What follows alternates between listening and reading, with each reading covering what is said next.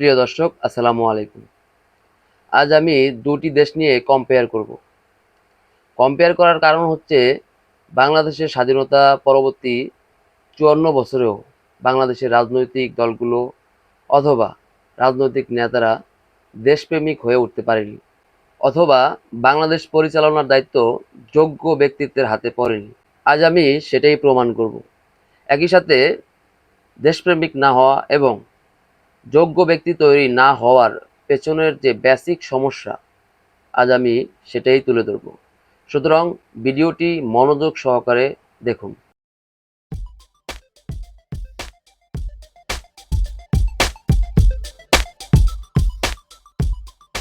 আসুন আমরা বাংলাদেশ এবং সিঙ্গাপুর নিয়ে কম্পেয়ার করি। বাংলাদেশ স্বাধীনতা লাভ করে ১৯৭১ সালে, তথা আমরা সেটাকে ৭২ সাল ধরতে পারি, এবং সিঙ্গাপুর স্বাধীনতা লাভ করে ১৯৬৫ সালে। ১৯৭২ সালে বাংলাদেশের মাথাপিছু আয় ছিল যা বাংলা টাকায় ১১,৪৫৪.১৩ টাকা। অন্যদিকে সিঙ্গাপুরের ১৯৬৫ সালে মাথাপিছু আয় ছিল $৫০০, যা বাংলা টাকায় ৬০,৯২৬ টাকা।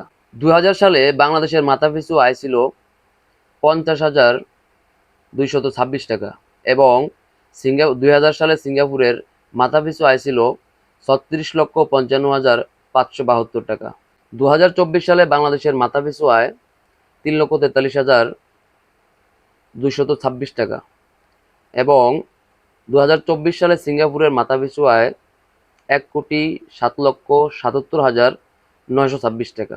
আপনারা লক্ষ্য করলে দেখবেন প্রথম দিকে ব্যবধানটি খুব কাছাকাছি ছিল, কিন্তু যখন বাংলাদেশ সহ বিশ্ব আধুনিকতার দিকে এগুচ্ছে তখন যেন পার্থক্যটি আকাশ মাটির মতো হচ্ছে। যাই হোক, আসুন আমরা আরেকটু কম্পেয়ার করি। বাংলাদেশের মোট আয়তন ১,৪৭,৬১০ বর্গ কিলোমিটার এবং সিঙ্গাপুরের মোট আয়তন ৭২৪.২ বর্গ কিলোমিটার। যদি জনসংখ্যার দিক থেকে বিবেচনা করেন তাহলে বাংলাদেশের জনসংখ্যা এই ২০২৪-এ এসে দাঁড়ায় ১৮ কোটি প্লাস, আর অন্যদিকে সিঙ্গাপুরের মোট জনসংখ্যা মাত্র ৬১,১০,০০০। চিন্তা করছেন একবার? আরেকটি গুরুত্বপূর্ণ তথ্য হলো বাংলাদেশের প্রাকৃতিক খনিজ সম্পদের বাজার মূল্য কত জানেন? বাংলাদেশের প্রাকৃতিক খনিজ সম্পদের বাজার মূল্য $২.২৬ ট্রিলিয়ন, $২.২৬ ট্রিলিয়ন ডলার, যা বাংলা টাকায় ২,২৬,০০০ টাকা। অন্যদিকে সিঙ্গাপুরের প্রাকৃতিক সম্পদের বাজার মূল্য কত জানেন? $০ টাকা, $০ বিষয়টা অনেক হাস্যকর না? আর এদিকে বাংলাদেশের মাটিতে প্রাকৃতিক সম্পদে ভরপুর। কয়লা, গ্যাস, চীনামাটি, নুড়ি পাথর, বালি। আপনি চিন্তা করতে পারেন ইউরেনিয়াম আকরিকের মতো মূল্যবান সম্পদ বাংলাদেশের মাটিতে রয়েছে। আচ্ছা, আপনারা কি জানেন একটি দেশের অর্থনৈতিক উন্নতি হয় কিভাবে? না জানলে আমার থেকে শুনুন। একটি দেশের অর্থনীতি উন্নত হয় দক্ষ জনশক্তি, প্রাকৃতিক সম্পদ, মূলধন এবং অবকাঠামোগত নীতির সঠিক ব্যবহারের মাধ্যমে। উপরের কম্পেয়ার বা তুলনা বিবেচনা করে একটি বাচ্চা পোলাপানও বলতে পারবে যে সিঙ্গাপুরের তুলনায় বাংলাদেশের অর্থনীতি ৯০ ভাগ এগিয়ে থাকা দরকার ছিল। কিন্তু বাস্তবতায় ভিন্ন চিত্র। বাংলাদেশের এই হাল দেখে কি মনে হয় আপনার? বাংলাদেশে তো কোটি কোটি জনশক্তিও আছে, প্রাকৃতিক সম্পদেও ভরপুর, মূলধনও বিদ্যমান, তাহলে বাংলাদেশ অর্থনীতিতে গতি আনতে পারে না কেন? তাহলে বলা যায় স্বাধীনতার পর থেকে বাংলাদেশকে এখন পর্যন্ত যারা নেতৃত্ব দিচ্ছে তারা সব চোরের দল। তারা নিজের আখের গোছাতে সবাই মরিয়া, বাংলাদেশের কথা ভাববে কখন?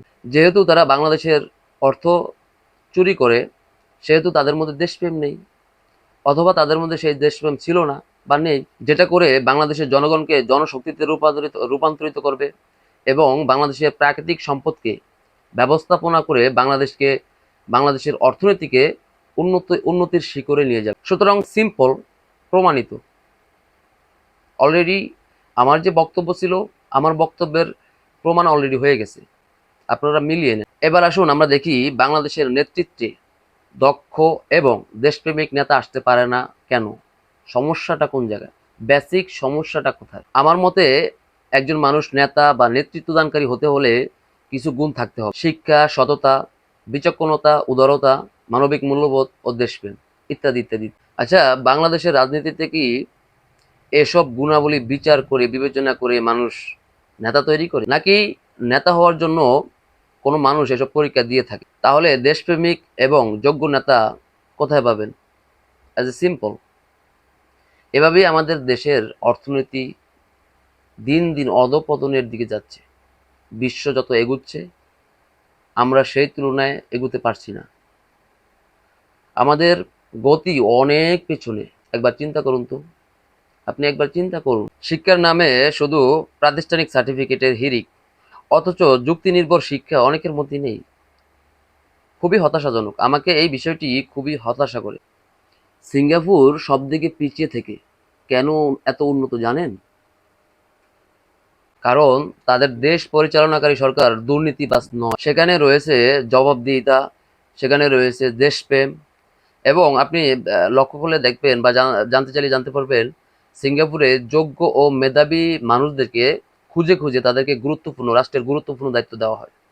এবং সেখানে শিক্ষা ব্যবস্থা খুবই বাস্তবমুখী এবং ব্যবহারিক পর্যায়ের, যুক্তি নির্ভর পদ্ধতির। তাদের দেশে প্রাকৃতিক সম্পদ না থাকা সত্ত্বেও তারা বিভিন্ন দেশ থেকে তেল, গ্যাস আমদানি করে সেগুলো প্রক্রিয়াজাত করে ব্যবস্থাপনা করে আবার পুনরায় বিভিন্ন দেশে রপ্তানি করে থাকে, এবং তাদের কম জনগণকে যুক্তিনির্ভর শিক্ষা এবং সঠিক প্রশিক্ষণের মাধ্যমে শক্ত জনশক্তিতে তৈরি করেছে। এজন্যই তারা এত উন্নত। সিম্পল। আর বাংলাদেশের জন্য শুধু আফসোস। বাংলাদেশ। আজ এ পর্যন্তই। ভিডিওটি যদি আপনার কাছে যৌক্তিক এবং গুরুত্বপূর্ণ মনে হয়, তাহলে আমার ইউটিউব চ্যানেলটি সাবস্ক্রাইব করবেন এবং আমার ফেসবুক পেজটি ফলো দিয়ে ভিডিওটি অবশ্যই শেয়ার দিয়ে দিবেন, অন্য কেউ দেখে যাতে ইন্সপায়ার হতে পারে। আর হ্যাঁ, আমার বিশ্লেষণ শুধুই আমার গবেষণার ফল, সুতরাং অন্য কেউ আমার বিশ্লেষণ কপি করার চেষ্টা করবেন না। সকলে সুস্থ থাকুন, ভালো থাকুন। আল্লাহ হাফেজ।